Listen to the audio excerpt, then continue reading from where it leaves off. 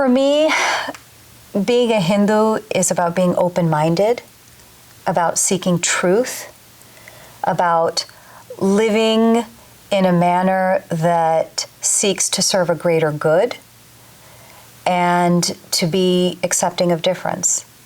So the first time that I heard the word caste was in 9th grade in my world history class in Cupertino, California. The school that I went to, I was the only person who was of Indian origin, the only Hindu in my class.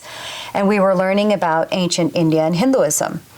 And California requires that teaching about the caste system is one of the 5 bullet points that need to be covered about a civilization that's thousands of years old.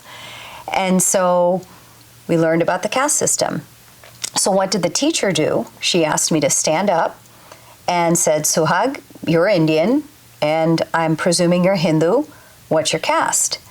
And I was stumped. One, I was embarrassed because no one likes to be called out at that age, 13 or 14, and made an example of. But second, she was asking me a question that I didn't know the answer to. And so because I didn't know the answer, she asked me to go home, and I was the one student in class that had a special assignment, and that was to find out what my caste was.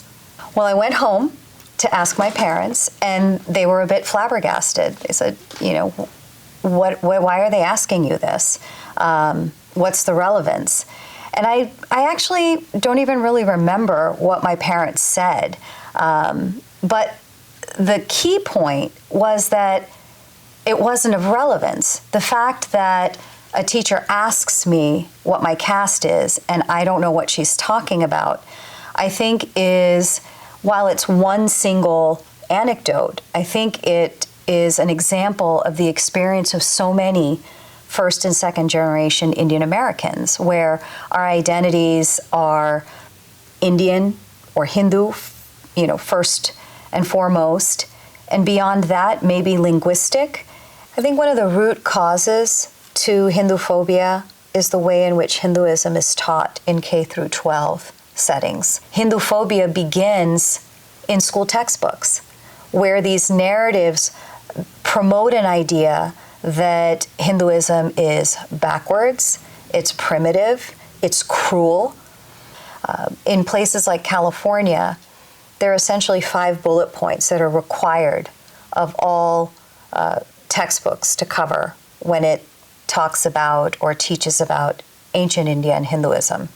The Aryan invasion theory is one of them, as is the caste system. And so you have young children who are just forming their identities, who are put in a position of shame as a result of textbooks that are dictated by state standards. So whether it's happening broadly or whether even if it's happening in just one small segment, I think the dangers of it are really grave for us. For that reason, it's incumbent upon us as a community to be able to grasp the mantle of telling our own stories rather than being defined by colonial narratives,